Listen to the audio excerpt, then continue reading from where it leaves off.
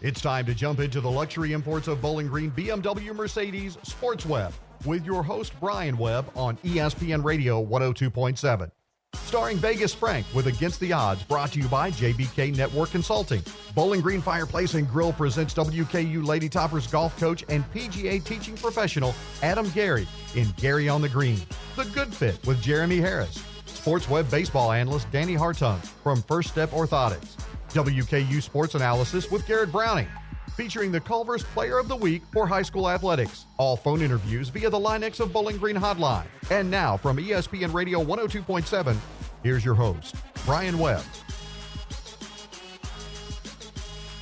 Popping and locking, the Sports Web's on the air. And I tell you what, a little early today, but that's good because we made room for Brandon Doughty joining us in the studio. The Limb, Garret Browning, and also from WBKO, we got Hunter Smith coming in for the first time. Great to have all these awesome guys. And I tell you what, it's so hot out there. It feels like Florida, Brandon. So you should be you should be used to this. It's about as hot outside as in this booth. So I appreciate you guys having me and kicking the AC on for me. That's really nice of you. That's that ESPN hospitality. I love it, man. We're trying to sweat it out of you, brother. I do. I feel like I'm on the field right now. Hunter, first time you got to meet Big Brandon, huh? This is actually the second time. We met at George Fant's football camp a few weeks back. Oh, that's cool. Yeah, there you go. And Fan, you had a little news on Fan, didn't you? Yeah, George got banged up. I was looking for him in the game last night, I think it was, and I was like, man, what's going on? So I looked up. I guess he's got a sprained ankle, and Pete Carroll said he's not really worried about it. We know what George can do week one, so that's pretty sweet. He's always given George Fant love, too. Pete Carroll, he loves that man. Pete Carroll is a sucker for a good story. The jig is out on him, man. I think he's all about the stories and all about feel-good moments for sure. Yeah, I'm excited to see how Seattle's first-round draft pick LJ Collier does. He's a TCU guy. I'm a TCU alum, so getting to check that out, I'm excited to see how he does. But I actually think he might be banged up too. Now that I actually think about it, but I thought you were going to bring up the DK Metcalf once again because that's everybody's hot topic. They love to talk about DK. So we got a man who, Danny the Limb, spent some time in the old National Football League, knows the ins and outs. Matter of fact, he's the one that broke the helmet story to me last week. Brandon's going to be an insider while he's in town, but I've got a feeling we won't have him very long. Somebody's going to come around and gobble him up. Going to need him this season, I think. Should come on down to Nashville, buddy. We got some issues down there. So I actually became really good friends with Ryan Tannehill, so you better watch your mouth over there. I got no problem. That's my guy right there. I got no problem with Tanny, but you know what? I got a problem with the guy that's right ahead of him. I got the guy that shot puts the football. I mean, not a Mariota fan? No, I'm not real big at all. Sorry, G. It's no big deal, but no, this guy here's too big to mess with, so I'm not going to jag it. I still question how Tannehill got taken in the first round. That's just my opinion. He played receiver. I mean, he goes from receiver to quarterback at A&M for a year. I don't know. Dude can still sling it. He's a gutsy winner's why. Dude can still sling it, though. He really can. That's what we're going with. Gutsy, man. He can stay in the game. Tim Tebow. I mean, I love Tim Tebow as well. I'm a big Tebow fan. I love him. Isn't he on the Mets? I don't like him much. I like Brandon Doughty out there. He's on the Mets. He's still playing ball. Is he going to get called up? No way. Man, I tell you, we found out today. Matter of fact, my man Hunter told me on the phone right when it broke. We got a starting quarterback, WKU, Brandon. We got Duncan out there. Yeah, I know Stephen pretty well. I mean, I've been kind of volunteering a little time out there, and he's got a unique skill set. He's a big old hoss. He's got good feet. He's got a good release, and so I'm excited. I really am. The starting quarterback has been named. It just kind of gives a little bit of a buzz going in. 8 days out from the first game, and I'm excited to see what Coach Helton's got up his sleeve. It seems like he's going to keep the same offense and keep doing the same schemes that we had back in the day, not like the old guy did. That's for dang sure. So. I'm jacked up for football season to come around.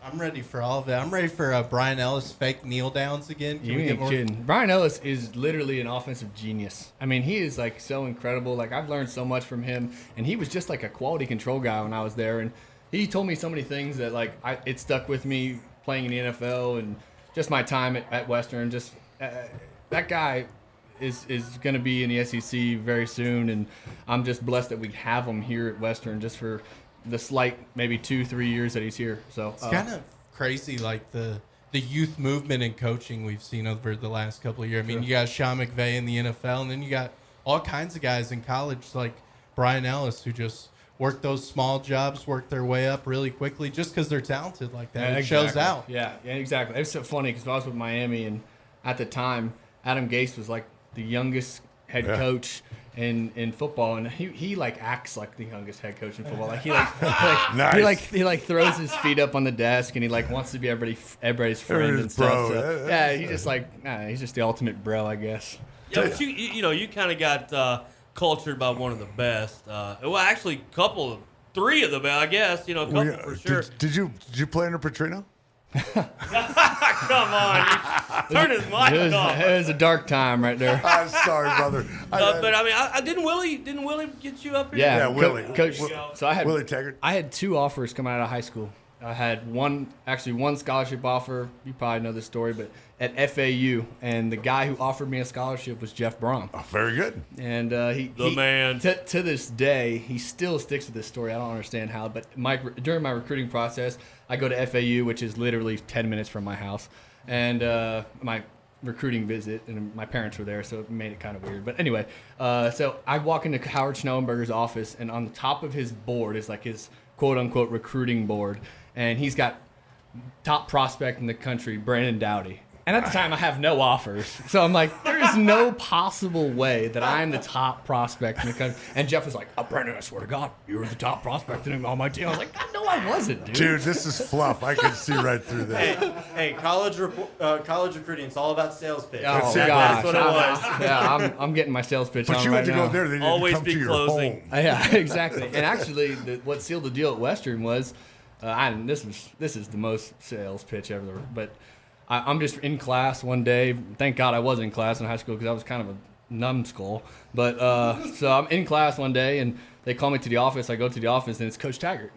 He's in the middle of the office, and I'm like, dang, this is pretty sweet. He said to me, Brandon, I had one trip with my private jet, and I had to come to my quarterback.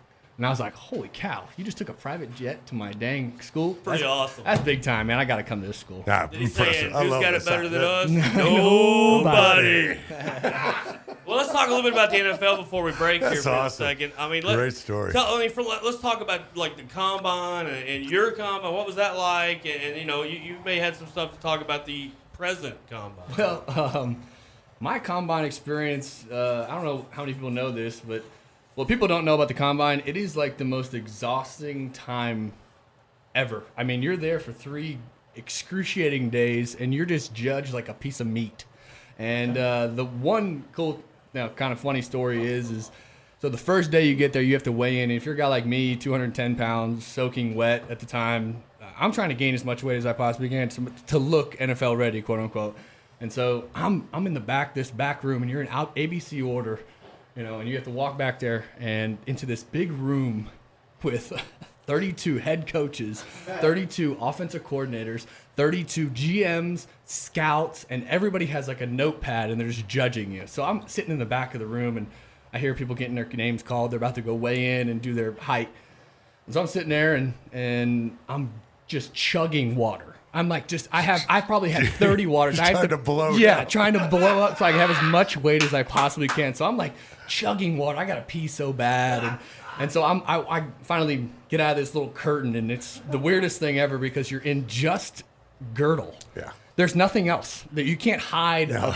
You can't hide a crevice. There's no you can't flaws. hide. Yeah, There's no flaws, bro. And as you walk down, you just feel people just staring at you and judging you. And I'm probably got this like beer belly from all the water I built up. And You did. oh my gosh, it was like I know you guys have seen like Tom Brady's combine picture when he looks like a dad. Along with every other female on earth that's seen that. Yeah. It reminds me of the movie Showgirls, where they make them all stand there. Danny, they take that little body fat checker. Yeah, that picture right here.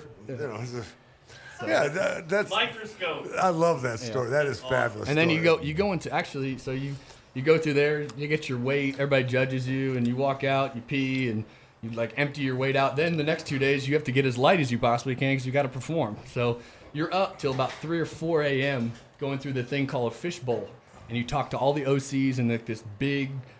It's literally like people just grabbing you once in a, out of nowhere. And so you're sitting there and you don't realize you've talked to 20 teams tonight and you're trying to get to all 32 so you can, show them what you got. And you're up till 3 a.m. And then get up early in the morning and perform. And then you got a drug test at 5 a.m. And so you're literally, I got no sleep. I was 3 days of zero sleep. That's wild. I mean, it was unbelievable. That's awesome, It was the most man, excruciating thing I've ever done. Like, I go through the interview process now, and I'm like, man, this is cake. I mean, are you kidding me? But dude, you would support that with any kid that's going in and do that. 100%. Right? It's the greatest experience. You meet the coolest people. I'm sitting here with Jared Goff and Carson awesome. Wentz. That's and, awesome. I mean, it's pretty sweet. And, Yeah, it is. I'm glad you brought up the interviews, though, because are the questions as weird as advertised sometimes? The weirdest question I got was Coach walked up to me and they get like these official interviews, and so those are the ones that you're in there with the president and the GM and the head coach, and it's just you, and they have your film up. And so right when we start, he doesn't even have anything up. It's just dark as crap. I could barely see these people's eyes. And so he asked me, he stands up, and there's one light in the room. He stands in the light, and I feel like I'm in The Sopranos or something. And so it's one light, and he comes out to me, and he's like, hey, so you're on a bus, okay, and you guys are falling down. It's an icy hill. You guys are falling down. You realize the bus driver is losing control. And I'm sitting there okay, yeah, cool. And he's like, where are you sitting on the bus? I'm thinking, what the hell? What does this have anything to do with football? So I say is, first thing that comes to my mind, I say, hey, I'm the driver. I'm kicking the driver out. Nice. I'm hitting the emergency brake, and we're gonna land this dang thing. And the worst part is I felt pretty good about the question, about the answer, and everybody looks at you okay. And you just you don't know you have no idea if it was good or not. You just was that the correct there. answer? Yeah, it's unbelievable. I'm jumping off the bus. It's unbelievable. Yeah, I'm getting off the bus. Is this the magic bus? Yeah, I don't know. Saving my ass. Yeah, I mean, I don't know that maybe there's not a right answer. I don't They think just so. want to see what everybody says. Man, I'll tell you, I don't. Nobody's even asked me a That's question funny. in about 9 years. I don't know. They don't need to know Hey, what your is answer. They don't want to know mine, Garrett. Brandon, I always heard years ago, when do they take the Wonderlic test? Is that all part of that as well? What you do at the combine is you take the Wonderlic, you take a couple other screen tests. One of the tests online on the computer is 4.5 hours, and it's about moving shapes with your mind and stuff. It's real silly stuff. And then the last thing that's pretty cool is the EA Sports is there, and they do your voiceover. They do your for the game. For the video games. So you put on a headset thing, and they kind of get your peripheral, which is awful for me. I got a schnoz, so it's it's really bad. Good looking man. Yeah, but yeah, it's fun. I mean, those are the things that man, you don't really that's realize. cool, though. I mean, it's all scripted. You got to look at it. Yeah, we're never going to get to live Man, it. no, I'm not going to do that. You're not going to do that. You're not going to do Lim, that. I thought you had some tryouts back in 1936, Lim. Yeah, back in 36. They did have leather helmets back then. You had no obstruction of vision. I played baseball, man. He did play baseball, and he could hum it, too. There you go. He probably could have played some minors if he wanted to. We love having the Lim. We're absolutely ecstatic about having Brandon Doughty, all-time great WKU Hilltopper quarterback, joined by Hunter Smith, WBKO, and my right-hand man, Garret Browning, WKU analyst. We're going to take a quick one. We're going to come right back. Don't go anywhere. Sports Webb, ESPN 1027. This is a Morgan & Morgan consumer message. Some people say bigger is better. When it comes to buying a home or an ice cream sundae, wouldn't you rather go big? Insurance companies think that because they're bigger, they can pay injured people less than what they really deserve. But guess what? We're big too. As America's largest personal injury firm, we know that our size matters. If you're going up against a big insurance company, you need a big firm fighting for you. If we win big, you win big. There's only one Morgan & Morgan. Offices, Bowling Green. JBK Network Consulting and Cisco Systems have long been partners in Hilltopper Country. We have served South Central Kentucky since 1992 and now serve customers throughout the Commonwealth and in 19 states. With the power of Cisco Systems, JBK Network Consulting offers a complete lineup of voice-over IP, wireless indoor and outdoor, and digital signage for both information and entertainment sales and services. Looking to expand or just want to start on rock-solid ground? Conveniently located in Bowling Green, JBK Network Consulting, where we are IP everything. Culver's wouldn't be what it is today without the family farms that grow and produce the wholesome, delicious food we so proudly serve. From the cattle ranches of the Great Plains to the dairy farms of Wisconsin and south to Georgia's chicken country, it's important to us to make sure farm families across the nation clearly see how Culver's remains committed to sourcing the finest ingredients America's growers have to offer and how thankful we are for their hard work and dedication. Culver's, Scottsville Road in front of Greenwood High. Welcome to Delicious. Swag Brandon Doughty. Swag Brandon Doughty. I think I scored a touchdown. Swag Brandon Touchdown. We're back on the Sports Web. Brandon Doughty's here, and since we're not in high school sports as of yet, that's coming up Friday night. We got him as our Culver's Player of the Week or Player of the Century, Danny. Was that your walk-up music, brother? Oh, my God. No, as a young man at Western that is enamored by That's all right. Brandon Doughty, as all of us were. It was pretty honored, man. It was pretty sweet, man. I mean, I think he had a DeAndre Furby song as well, but I couldn't find that one. This one was more fitting, anyway. That's awesome. Got like 1.3 zillion listens, so that's pretty good stuff. Man, we were chatting with Brandon. If you're just tuning in to the Sports Web, Luxury Imports, Bowling Green Sports Web, you heard some awesome stuff about his trip through the Combine, and we can carry that on, or we can talk about anything you guys want. I wanted to let a couple of these guys, Brandon, just fire a question or two at you. Hunter, you're standing right next to me. You got something for him? Yeah, I mean, I'm always curious just what is the real difference between college and the NFL and what makes that transition so hard?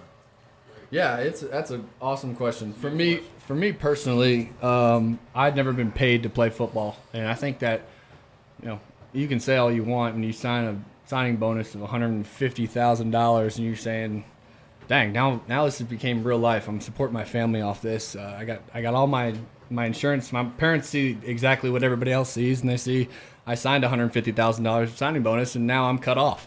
So it's like, well, now the pressure is for myself. It's not just about the game. It's about, providing for your family, and I think that gets lost. Second thing that I think that is huge is the speed of the game. I mean, these guys, you're competing against in college kids that have been playing football on a college level for 4 years maybe. When you're in the NFL, you got 10-year vets, 12-year vets that are providing for their family for 12 years and making rosters. So those guys are really talented, man, and they've been doing it for a very long time. So the speed of the game and just kind of for me it was just playing for the money. I think that was kind of what was really different for me, for sure. Well, after, what you're actually doing is you're playing it as your job, and a lot of these people don't remember that is you're playing in college football with all these Division I teams and everything, but only 5% get into the NFL. Of course. Where you're playing with guys that are fabulous, and you're playing against freshmen, juniors, college players that will never see the NFL. So, to me, that's for you. It should be. I mean, to me, it's an honor for you to go out and play there. Yeah, it's just fabulous, and you're earning your money because it's your job. It's your job, but you're playing a wonderful game for your job, which is I would die for that. But it was fun. But it was cool. But it's just to me, it's just awesome. I mean. It would be beyond belief to play the game you love for money. Like exactly. Golf, baseball, football. It doesn't make any difference. It'd be awesome. Just to play the game you love for money, and that's your job, man.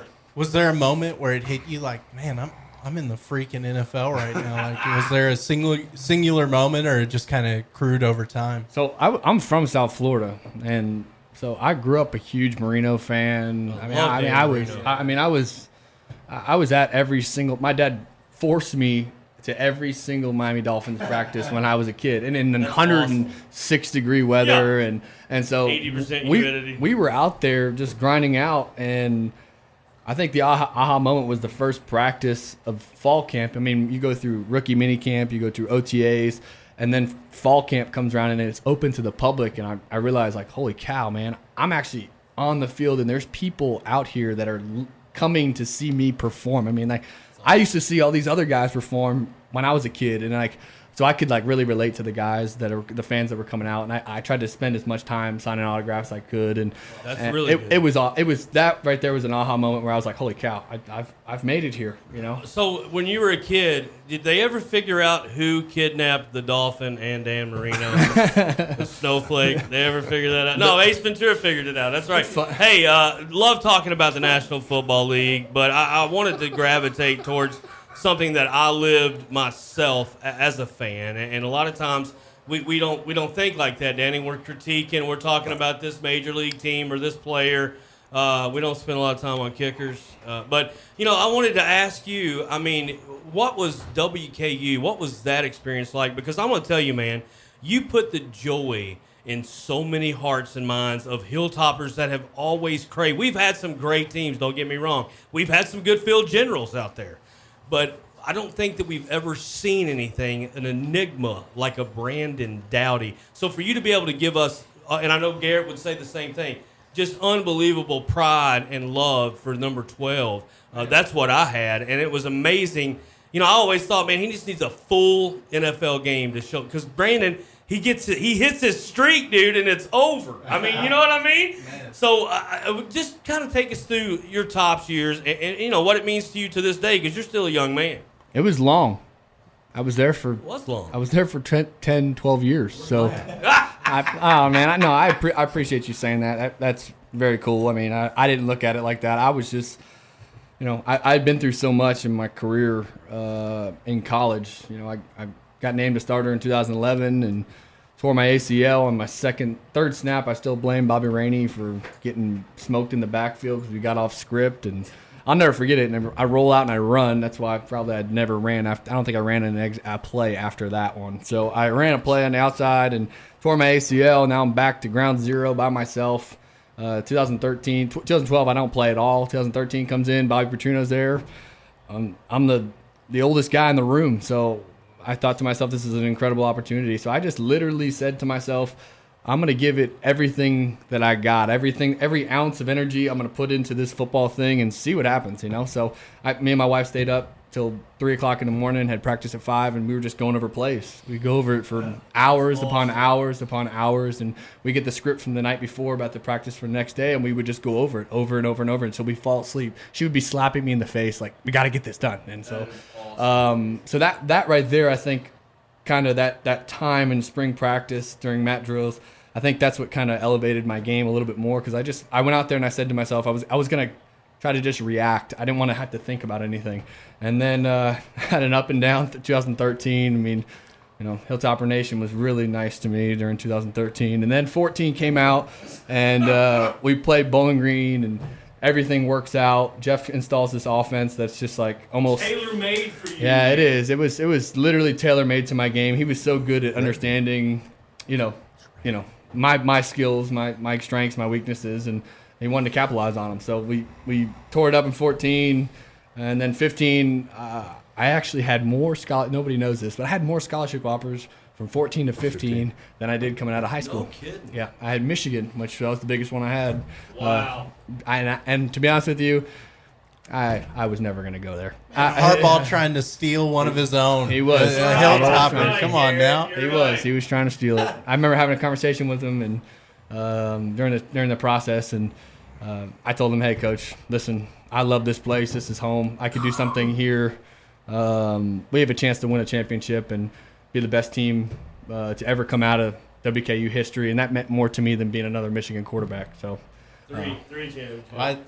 WKU Nation is proud to hear that Hilltoppers were more important than Michigan. I bet that's pretty cool to hear. Absolutely. Was there a highlight? I mean, when you lead the nation in passing for 2 years, you have a lot of highlights. Was there a particular highlight that sticks out, or just the whole career? To be honest with you, it's funny how that works out, but the games that you remember the most are the ones you lost.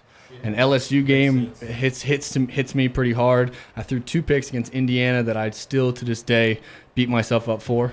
But honestly, the most rewarding win I've ever had was against La Tech, my 2015 year. The year before, huge game. The year before, we had thrown 4 interceptions. We had no answer for their blitzes, and then we just lit them up on offense that next year. And that to me was the most rewarding. I remember saying it after the game, like, that one meant a little bit more to me just because of how hard we struggled the year before and how badly we got beat. And so that one was pretty nice. And that rivalry with Marshall's always, it's one of the greatest rivalries. I think it is the greatest. And I'll tell you my favorite game, which there's a lot of them, but the one I remember the most was the Southern Miss game, the big playoff game there.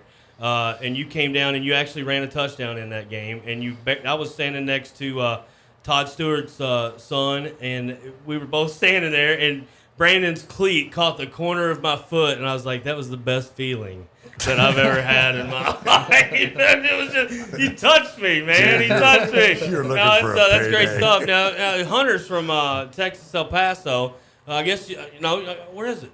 San Antonio. Yeah, I mean San Antonio. I'm UT San Antonio. That's what I meant. It's all the same. They're all big. That's all I know. So, this guy came to town every now and then, right? Well, here's the thing. I'm from San Antonio, but the team that I grew up watching was the Texas Tech Red Raiders. Oh, that's right. I grew up watching Texas Tech Red Raiders, and then obviously the TCU Horned Frogs, where I eventually went to school from. So, but I did grow up watching big offenses. So you knew who Brandon Doughty was. Yes. That's yeah. what I'm getting at. Oh yeah. No, the name definitely has rung a bell since I've gotten here. But yeah, no. Yeah, definitely grew up seeing a lot of offenses, and always like to find those teams outside of Texas that are also they're airing it out. That's funny, man. You say Texas Tech, and Jakeem Grant was probably the greatest athlete I've ever. He was a Dolphin. Yeah. He was a Dolphin, and he's probably the most phenomenal athlete I've ever been around. Like that guy is like built in a lab. I swear. Maybe not built in a lab because he's been on the shorter side. He is, but he is. Is he still with the Dolphins? Fast. Yeah, he's still with the Dolphins. Yeah. I always thought his uni was too big. They don't make it. They don't make it small enough. That's like what Chris Johnson's helmet. Was there a guy in the NFL that you either practiced against or maybe got a chance to play against for just a little that stood out? Like, oh my gosh, this guy is on a superstar tier, just another tier above some of these other guys. Yeah, they're all pretty good. I got as the third string quarterback in at Miami, you get the luxury of throwing the star receiver 155 throws before the game, perfect throws that is, because if not he'll let you know that they were not perfect. So that sounds like a limb. So that was Jarvis Landry. Say. And Jarvis, I learned so much from him. We've just.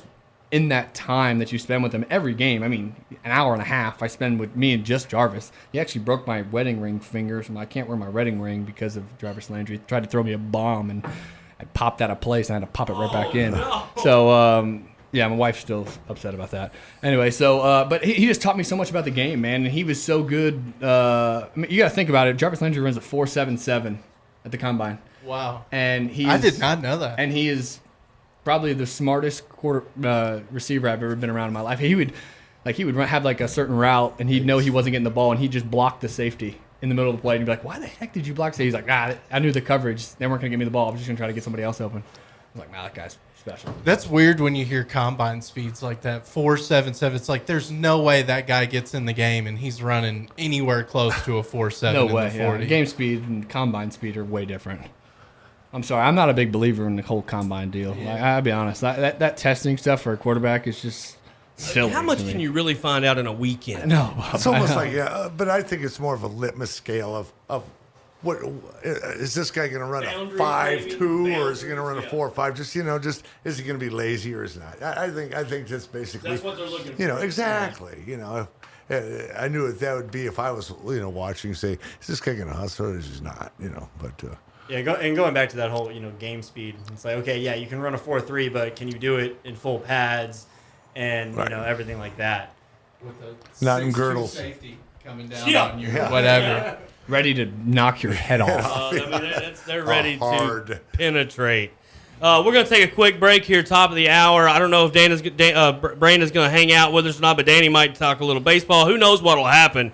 You never know on the Sports Web. So don't go anywhere. We'll be right back. Got a few more minutes with the big man, number 12, WKU Hilltopper Brandon Doughty on the Sports Web, ESPN 102.7. The U.S. Army is offering up to $65,000 in student loan reimbursement as a new enlistment incentive. The program is available for nearly 50 different occupations, covering both full-time and part-time careers in the U.S. Army and Army Reserve. The total amount of loan reimbursement varies depending on the length of the individual's enlistment contract. For more information, talk to your local Army recruiter or check us out online at www.goarmy.com. Finally done. Oh, I need a steak right now. No worries, mate. Outback Steakhouse at Bowling Green now delivers. What? Who said that? I can have Outback at home? Just sit back, relax, put an order in at Outback.com, and they'll bring you Aussie favourites right to your door. Thank you, oh great spirit of the Outback. What? Oh, no, mate. I'm just a figment of your imagination. And remember to take your shoes off at the door. Got grass stains everywhere last time. Oh, yeah, that's right. Outback Steakhouse at Bowling Green delivers. Start your order right now at Outback.com. Man, that looks rough. That one got whacked good. Yeah, I do know I'm getting sick of cleaning it up. But it's all about the pay in the long run, right? Yeah, you're right, but it'd be easier the quicker to go out and take us to Linex of Bowling Green. Well, in the end, it's all about getting those hogs delivered, right? You're right, but it sure is a mess. Forget about it. Keep your bed easy to clean with Linex of Bowling Green. Truck accessories and more. Linex of Bowling Green on Louisville Road, Porter Pike intersection. 2020 sounds good at Luxury Imports of Bowling Green.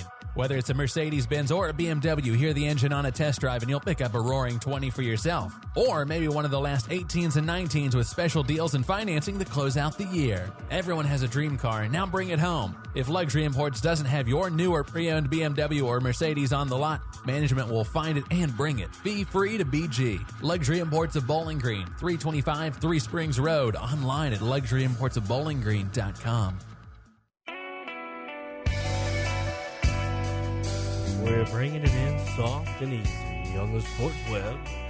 The sweet sounds of the 70s. Number 12 in the house, Brandon Doughty, Danny the Limb, my man Garrett, and first-timer, Hunter Smith, WBKO. You can see him on there, laying the sports down, doing the local thing. Brandon, man, it's just been an honor having you in. We're going to chat a little bit about baseball, but don't think we can't gravitate back to something else if it crosses your guys' mind. Hey, we had a little bit of a weather bulletin there. Probably won't come through the podcast, so if you were into that conversation, you tune into the podcast and get it downloaded. We'll get it out later for you to listen to. But what's going on in the Major League? We're getting there. We're getting there, Danny. Yeah, we got 1/5 of the season left, and who I left for dead is actually coming back in the NL East. I told you that's what was going to happen. The Nats are coming back. They're within 5 of Atlanta.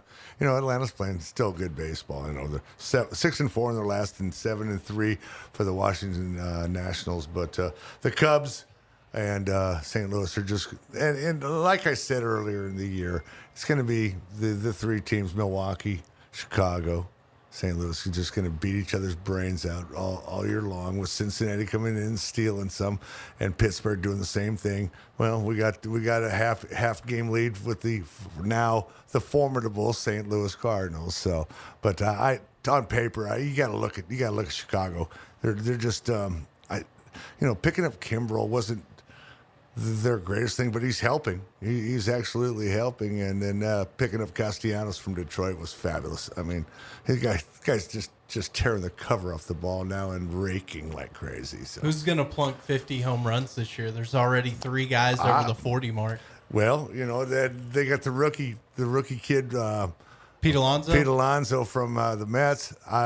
He's got as good a chance as any. He set the record for a rookie of 40. I think he had one today, so it might be 41. Yelich. I think Yelich out of all of them, because they're not going to pitch to Mike Trout. No, Trout. I forgot. I just stopped that, man. I'm talking about National League right now. Bellinger. They're not going to pitch to Bellinger. But Trout's got a shot at it. And he does. Cody Bellinger's just killing it. Yeah, the thing about it is Trout's doing it so quietly. Who would know? You expect it out of Trout. He has 41. Though. And it's just like another night. The guy's the most amazing baseball player I've seen ever, to tell you the truth. And I've been around for a while. But I think the kid from the Mets out of he might have the chance, because you know what? We're going to go in and play the Mets. So what? We'll pitch to everybody there. So Let me ask you this. Riddle me this. How come the Reds get right to 500, get 5-6 games back, and then they skid a little more? I just can't get it, man. Do you see what they're doing? They're picking up people off the trash heap, for crying out loud. These guys are picking up guys that get sent down for assignment. That's the best you're going to do. Take Doughty out back and see what his fastball is. Yeah. I guarantee you he throws it 93. I'm bet you could, but.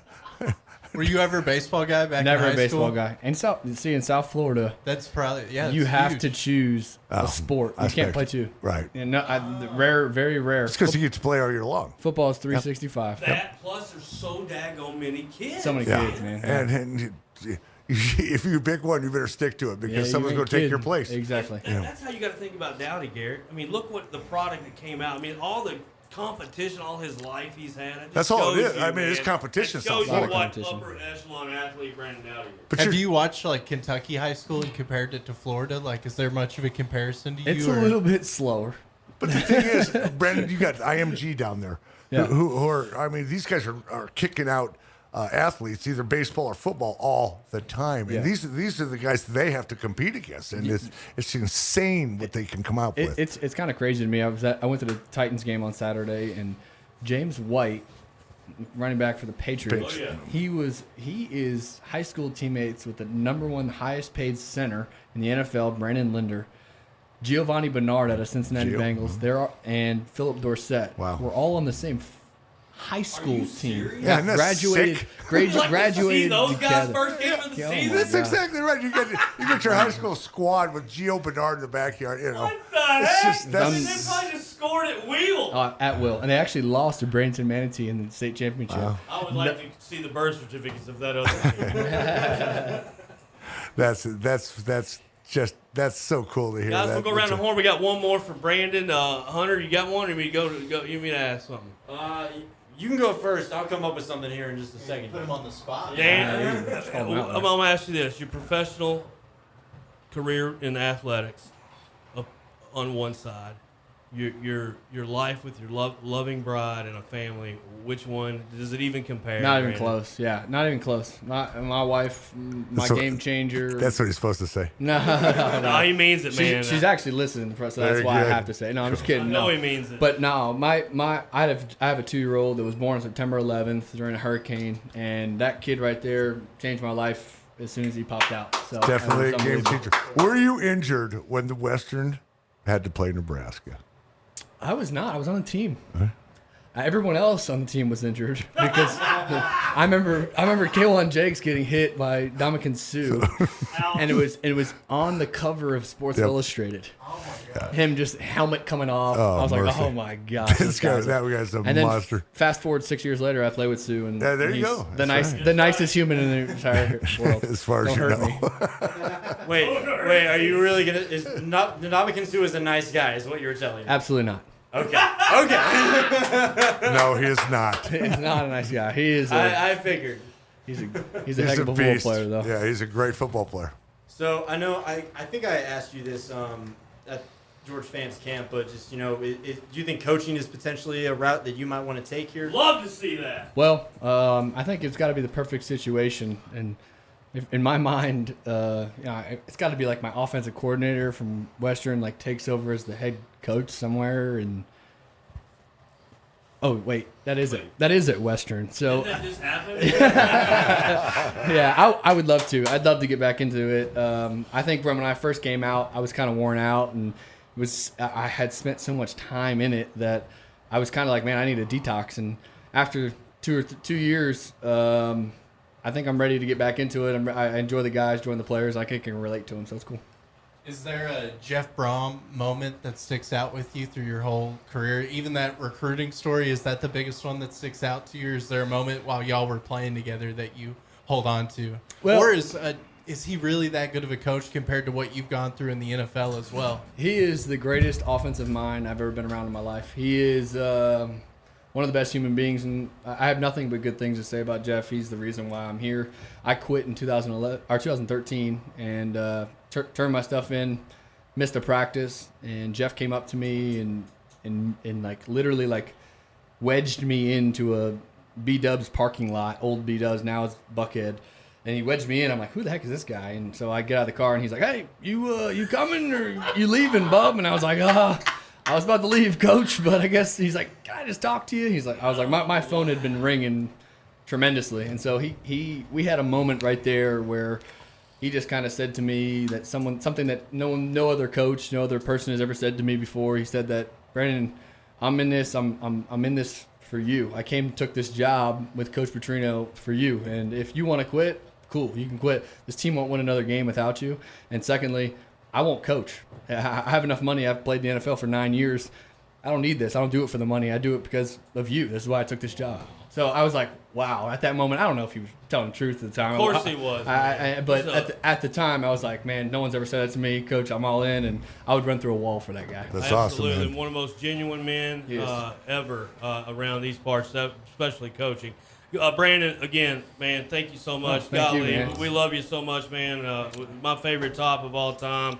Thanks for being on Sports Webb. Maybe somewhere down the road we can get you back in here. We'd love to have you back. And thanks, guys. Maybe you'll be on the coaching roster over there. I don't know. That'd be sweet. Staff. We'll have to interview Be nice. more formal. Yeah, more formal. This is a fun setting. Do you guys got a guy that can get me into the coaching world? I don't know, man. I think you just mentioned one there. Let's get a guy. I think if you called Brian, he'd be wearing Purdue Boilermaker gear right now if you wanted to. Danny the Limb, First Step Prosthetics Orthotics. Thank you, my man. Great stuff right there. We'll be back in just a second with Vegas Frank Hunter. Appreciate you stopping by, man. Thanks for having me on. Absolutely. We'll do it again soon. Come on back. Listen to the Sports Web, ESPN 102.7. This is a Morgan & Morgan consumer message. I'm John Morgan of Morgan & Morgan. Sadly, we see lawyers bragging about a settlement that should have gone to trial and would have if we'd been the lawyers. A case settled for $100,000 may well have been worth $1 million at trial. To get a fair settlement, it helps if your firm has a reputation for going to trial and getting justice. Go to forthepeople.com and look at our recent verdicts in court. There's only one Morgan & Morgan. Offices, Bowling Green. Earl, where in the Sam Hill have you been? I called you an hour ago. Luann, I had to load the boat and stop for some soda pops. Well, I'm sure glad you're including me in your priorities. They are still not working. Now the chair is stuck to my hind end, Earl. That is not funny. If I don't get this chair loose, it's liable to ruin my new, fun summer shorty shorts. All right. Get in the bed of the truck. What? I'll take you to... No. You can't fit in the cab with that chair stuck to your backside, Luann. This is ridiculous. The doctor will see you now. What seems to be the problem? Well, obviously this chair is stuck to my fanny. Actually, I've seen this before. It's called sticky chair. First thing, you must turn to the experts at Bowling Green Refrigeration, Heating and Cooling for your carrier unit. Ours is one of them others. Don't worry, they serve as carrier and all other brands. Now, Earl, if you lend me a hand, let's get this chair. Hold still, Luann. 1, 2. Ouch! Sweat, combined with furniture, can cause sticky chair. Take preventative measures now with Bowling Green Refrigeration, Heating and Cooling. Servicing carrier and all others. 270-782-5391. Culver's wouldn't be what it is today without the family farms that grow and produce the wholesome, delicious food we so proudly serve. From the cattle ranches of the Great Plains to the dairy farms of Wisconsin and south to Georgia's chicken country, it's important to us to make sure farm families across the nation clearly see how Culver's remains committed to sourcing the finest ingredients America's growers have to offer and how thankful we are for their hard work and dedication. Culver's, Scottsville Road in front of Greenwood High. Welcome to Delicious. Hello, Vegas. Give me $100 on red. Go! $200 in chips, please. Are you a professional? What's your bid, sir? That. Hit me. It's a bust. Whoa! I am on fire. Oh, he's good. He's good. You're a winner! Against the Odds with Vegas Frank is brought to you by JBK Network Consulting. JBK Network Consulting. We are IP everything. Working with complex organizations to achieve measurable business outcomes is what we do. Let Jim Grant and JBK Network Consulting go to work for you. Call 270-796-8935. Visit JBK Network Consulting at 1143 Fairway Place, Suite 105, and online at jbk.net. Welcome back to the show. You heard it right there, Against the Odds. Vegas Frank on the LineX hotline. LineX Bedliners. Roger Gina, get over there and get that bed protected. Louisville Road, Porter Pike. Got him right here, man. I tell you what, we're going to talk a little bit about everything. What's up, Frank? I'm doing good. How about yourself? I'll tell you what, man. I'm doing great. I'm doing great. I woke up this morning alive. That's a great start, you know? That is a good start. So we'll keep it going. Yeah, let's keep it going. Let's be redundant on that one. No kidding, dude. First of all, we're going to just dive right into some preseason football because, I don't know how much you can learn from preseason. I don't even watch it much, to be honest with you. But I will say this. I hear that Garofalo really tore it up last night for the Niners' return. Well, he really tore it up for the Broncos. I mean, he didn't look really great. First time back, after the ACL injury, really looked out of sort. You have to look at this guy historically. He's thrown less than 400 pass attempts for his career, hasn't played 10 regular season games all time. So we're still evaluating the guy. He's got to get back into a rhythm. But last night really didn't look good. I mean, he had the one completion, 6 attempts, and then, no yardage. Well, two completions if you count the pick. And then he had the pick. Yes, he threw an interception. So two completions last night. He almost had 2 interceptions. But, we're gonna overlook that a little bit because again, it's preseason. We're still trying to evaluate, what these guys are going to look like. I still think that the Niners could kind of right the ship a little bit before the season starts. He'll get one more shot at it for preseason to get some more reps under him. The third preseason traditionally is when the starters will get the most reps. They'll play usually the whole first half of the game, so he's going to get more reps, and we'll see how he looks going into that third preseason game because we're not going to really get any time to see Garoppolo play in the last game. No, that's true. What else you got out of the NFL? What about Antonio Brown? Is stuff going to simmer down? AB talking about this helmet situation? No, he's filed another grievance. I've never heard he filed another grievance as of yesterday. I've never heard so much dislike or being against a policy of the way that they've changed the helmet. I mean, we have to adjust as we go. It's part of our job. I love to be paid $30 million a year and come in and say, I don't like the pens that I use at work. I can't work because of the pen that you gave me because it clicks and it makes a noise or something. This guy, we're talking about the helmet and the way it sits. He could go back to a leather helmet, I guess, if he wanted to. I don't know if that could be approved by the NFLPA, but this has got to be adjusted. I'm trying to figure out if this is something that he wants to just keep making an issue out of because he doesn't want to play in the preseason. Maybe he doesn't want to play for the Raiders. Maybe he doesn't. I don't know what the deal is, but I mean, eventually he's got to be like the GM Mayock said. He's got to be all in or he's got to be all out because I think that they're getting tired of coming to bat for him constantly.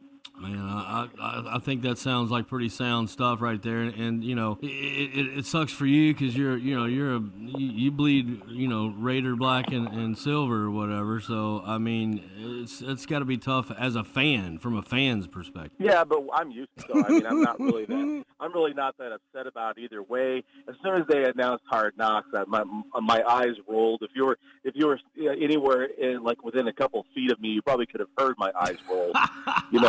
When they said that they're going to be part of Hard Knocks, because I mean the qualifications for you to be part of Hard Knocks. I mean, you have to be you can't be a playoff team for 10 years. You have to have consecutive losing seasons, like 3 or 4 consecutive losing seasons, and you have to have a coach that hasn't been there longer than a year or 2. I mean, those aren't really stellar qualifications for you to be part of a reality show. Yeah, it's like you saying that you're going to be on a reality show for dating, and you have to have 4 DUIs. It's not something that we get really pumped about. No. And it's come to fruition because the show hasn't really been that interesting. Let me ask you this: coming from the oldest reality show in football, the Dallas Cowboys, man, is Jerry Jones just trying to get under Zeke's skin? I don't get this whole thing. It's really bothering me. It's not to the level of Parcells a few years ago when he called Terry Glenn she, but it's pretty bad by him saying Zeke who and those things. It's kind of a veiled. it's not completely disrespectful, but I think it's almost disrespectful for Zeke to say that hasn't been around and he hasn't shown up. Remember, Zeke has been a guy that's been there for the last 3 years, but he's had 3 to 4 different legal situations, over the past 3 or 4 years as well. So they've given him a certain amount of grace over the past few seasons. So they've been willing to work with him. But you know that once you have Zeke on the field, nobody produces to that extent. You go with another running back that's holding out right now, Melvin Gordon. I mean, those two guys have produced the same amount of touchdowns, and in the same extent of time the last 3 seasons. So 2 guys that have produced on the field. You want to get Zeke under contract. You want to get this figured out as soon as possible, because I think the longer it goes, remember, after next week on Monday, all the teams are basically kind of locking in. Their rosters are cutting down, and you're not going to see the starters for the Cowboys playing after next week. They're all going to be kind of sitting out that last preseason game. So they got to get this figured out sooner rather than later, because the further we go into the season, the worse it looks for both sides. Man, that's very well said. Just real quick, we're seeing that Edelman has passed his physical. He had a thumb injury, I think, first 3.5 weeks of camp this year. But Brady's probably tickled pink to know that he's going to have his right arm back. No, you're right, and Brady is a guy that's going to be approaching this as, you put the house up for sale, and they're worried that he's going to leave or whatever. I mean, it might just be that he's downsizing because the guy's not going to play forever. They might want to be living someplace else, because I think they've got multiple houses at multiple locations. They spent a certain amount of time in Brazil also with her family. Yeah. Rio de Janeiro. They might be down there in Rio de Janeiro drinking those caipirinhas and all those things. But they're Brady's going to be, prepared. He's going to be ready to go. The guy approaches it as he's a professional. And this is a guy, too, that has won 6 championships. He's talking about again, going back to the helmet thing, because I keep going back to the helmet thing. He's talked about the helmet. He doesn't have any problem with it. He says it's something that I've just got to adjust to. I mean, that's the approach that you have when you're successful.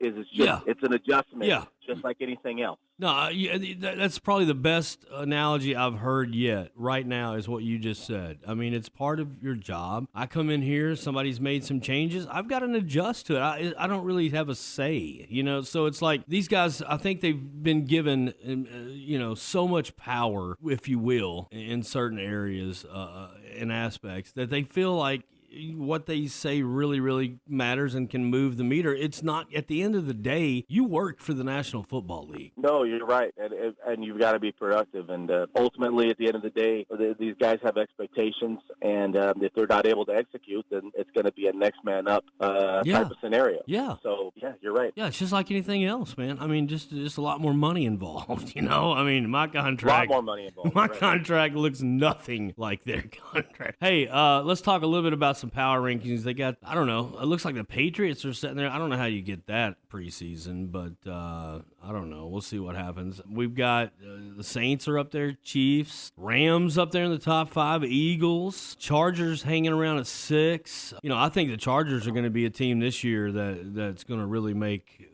a big push. Yeah, I tend to agree with you. I think that the way the Chargers started out, last year, they're definitely trending upwards. It's kind of weird because they don't really have necessarily a home crowd, like a home crowd advantage when they're playing those games in LA. But it's a team that travels pretty well, and they're a team that's kind of galvanized by their quarterback.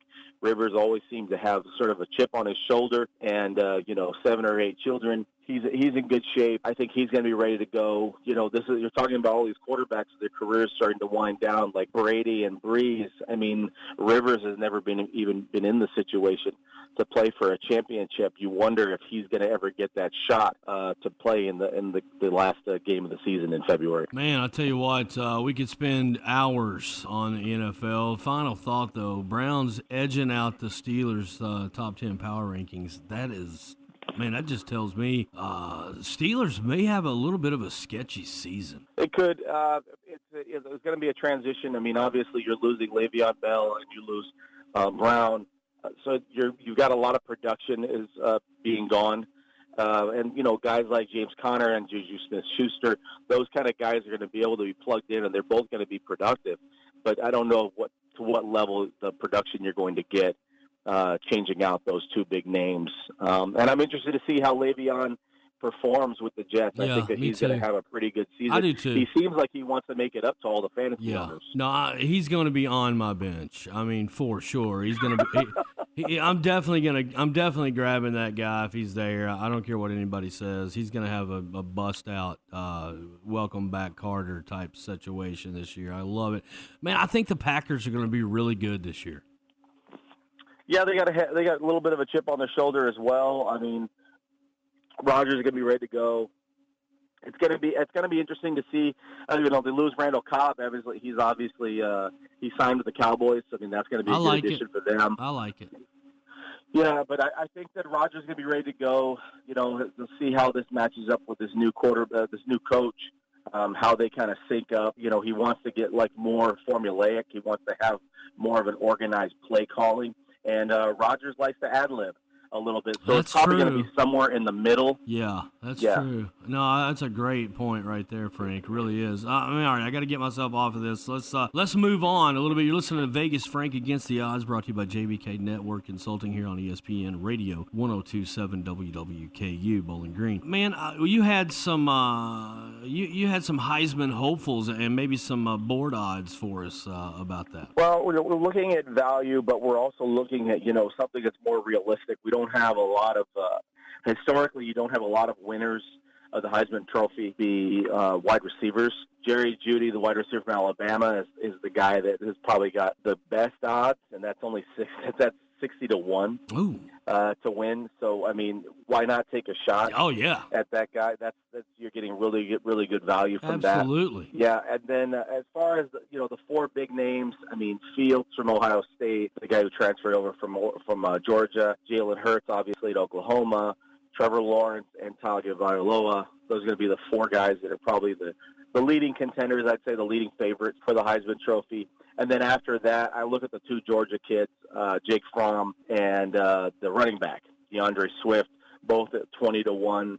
That's pretty good value there, depending on how you look at those guys. And Etienne from Clemson, he's currently at 30 to 1 to win the Heisman. So, I mean, you're getting good value. One thing that I try to encourage people, though, when they're betting futures odds with the Heisman, is you want to look at a schedule and you want to look at visibility. That's why I kind of rule out guys like Justin Herbert from Oregon and a guy like Shea Patterson of Michigan. I think that while Shea Patterson's going to get good visibility, Michigan isn't going to be mainly based around Shea Patterson's production. They're going to be more team-oriented type of offense. Harbaugh's never really coached that way to where there's going to be a guy who just completely shows out. So I would tend to lean away from those guys, even though Shea Patterson right now is 25 to 1 and Herbert is about 18 or 20 to 1 to win the Heisman Trophy. I'd probably lean away from those two guys. Man, I cannot believe NCAA football is on top of our heads right now, looming. We got Miami and Florida Gators Saturday. I love it, dude. I cannot believe it. Hawaii plays Arizona Saturday as well. Oh, was that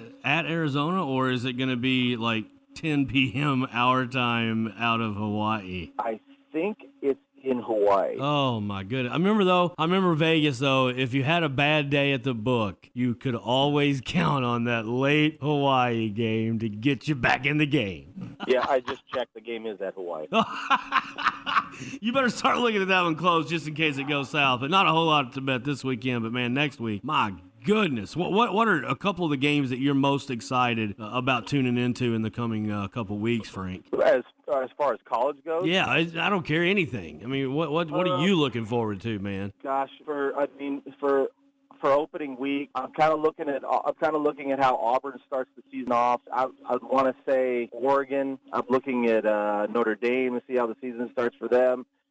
Because again, we're looking at a way of team trends for early in the season. You want to remember, college football, they don't play they don't play preseason. You're looking at the way the season starts to get momentum going. Gosh, it is so early. It's hard for me to wrap my head around one game. It's that crazy. It is that crazy. There's so much happening. It is hard to even focus on what you want to see.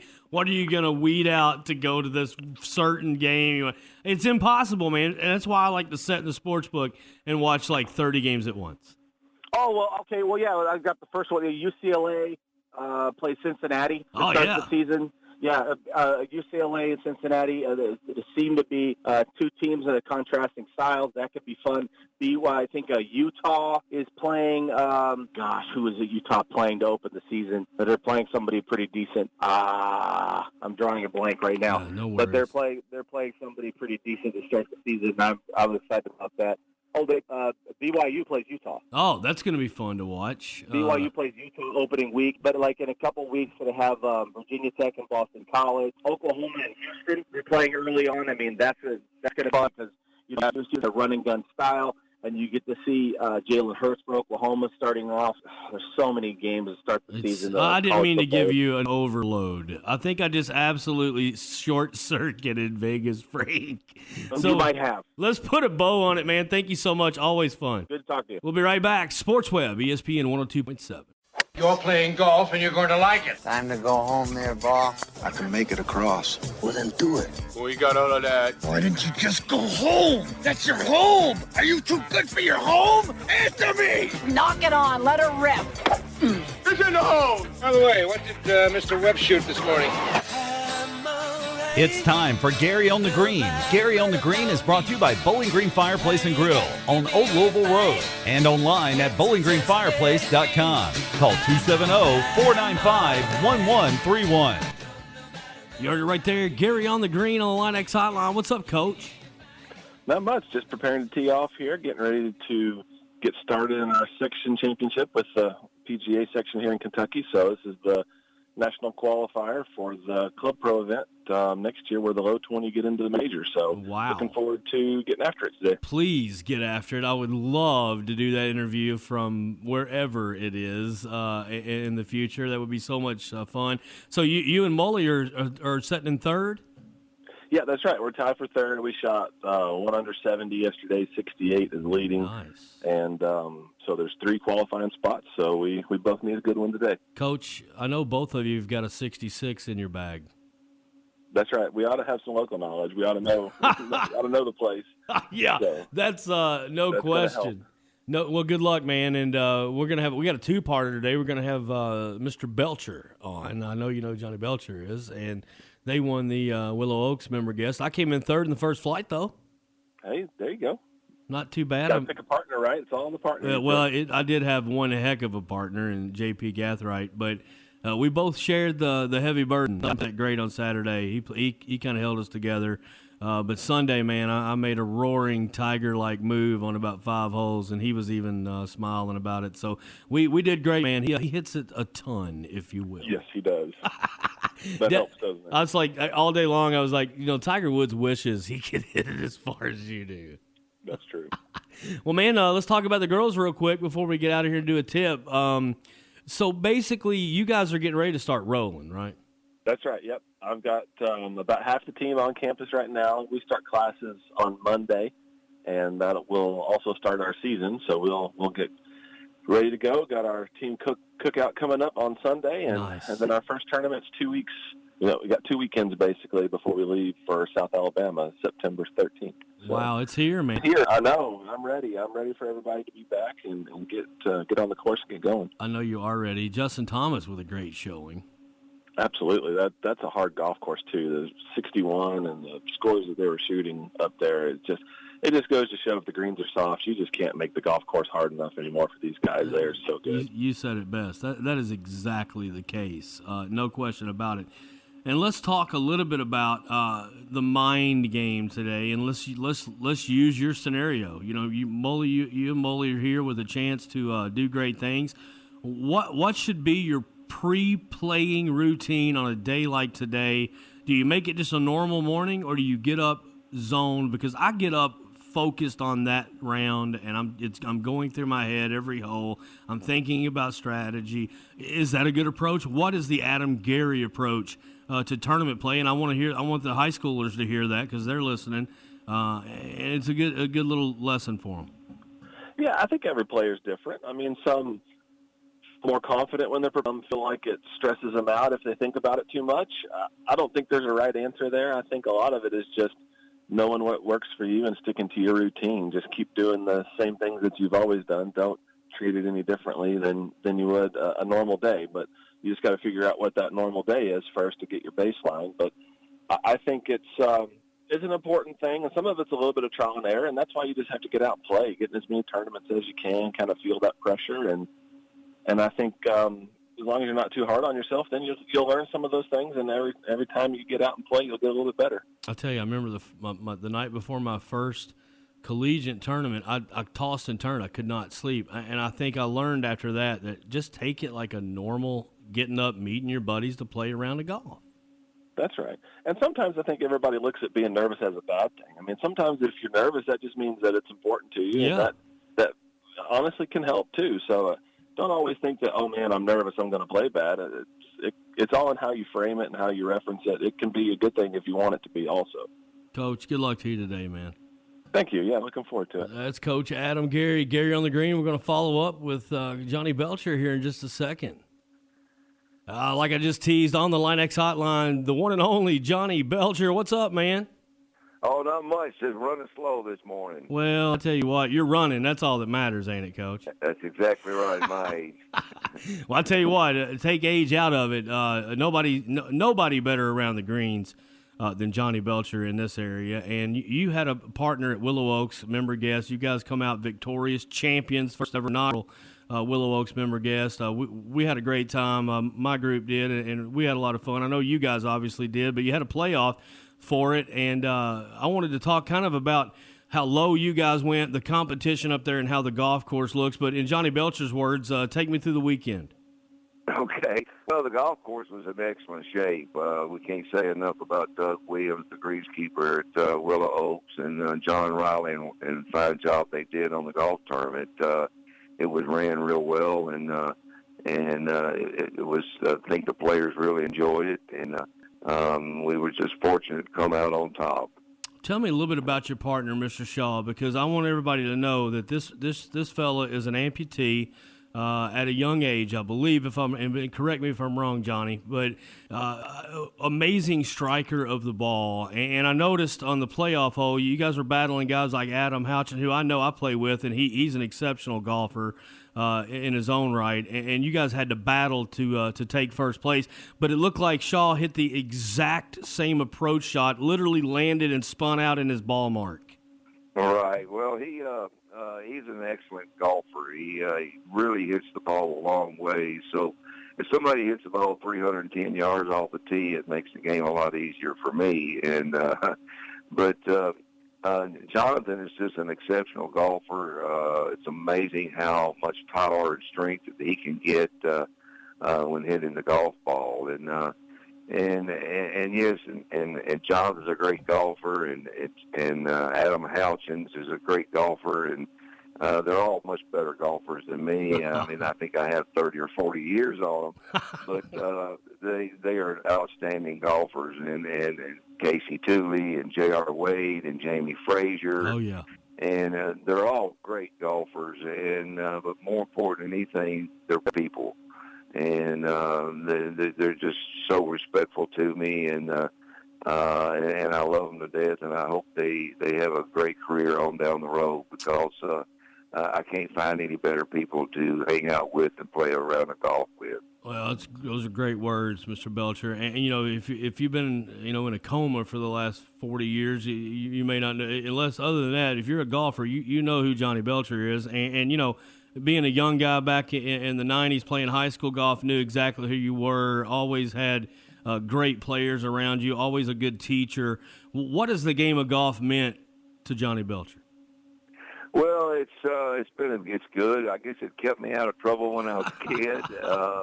And I played golf in college in Middle Tennessee, and so that's why people like J.R. Wade and Karen Durham and Kent Bull, Middle Tennessee. I kind of got them toward my university that I attended, because the people at Middle Tennessee and my coaches and my professors and everybody were so good to me, and they were so nice and so supportive of me. But golf has been always good to me. I've been around good players and good people, and it's just a great sport. It's the only sport that you don't get an extra shot. You don't get an extra, you don't get 2 strikes. You don't, if you're playing bad, you can't hand the ball off to somebody else. That's right. And it's just you against the world. And it's the only game where you call a penalty on yourself. Wow. And, it's just an outstanding game. And I've never had anybody that played golf for me turn out bad. They all turned out to be good people and good citizens. And that's what it's all about. Well, so golf's been a lot to me, and I still enjoy playing. I'm back to competing now after having back surgery, and it feels good. 3 years ago I was on a walker and a cane for almost a year, and it took me a long time to get back over it. And I've lost my distance and strength, but I still enjoy competing. I'm a little tired right now. I played in the Kentucky Senior Open last week also. Oh, wow.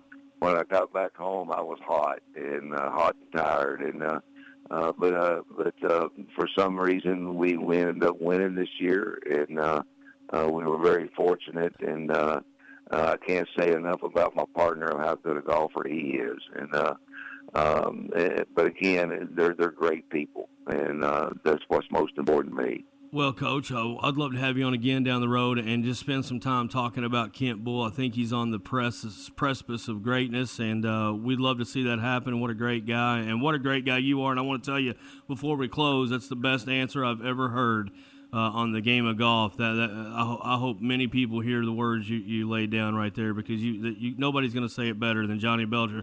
Thanks for being on Gary on the Green today, Coach. Okay, well, listen, I thank you very much, and I appreciate your all's coverage. And like I said, I can't say enough about the Riley family and what they've done to this golf course and this club. And I can't say enough good things about Doug Williams. He's definitely by far the best greenskeeper that I've ever been around. Absolutely, no question. And he made a couple of those holes really ungettable and made you really work for a birdie. And that's what it takes in these big member guest things. So, Johnny, thank you so much, buddy. Keep hitting it straight. Never belittle a shot in the middle, my man. All right. Well, thank you so much. We'll be turning it over to the Cincinnati Reds and Marty Brenneman. Thanks for listening to the Sports Web, ESPN 102.7.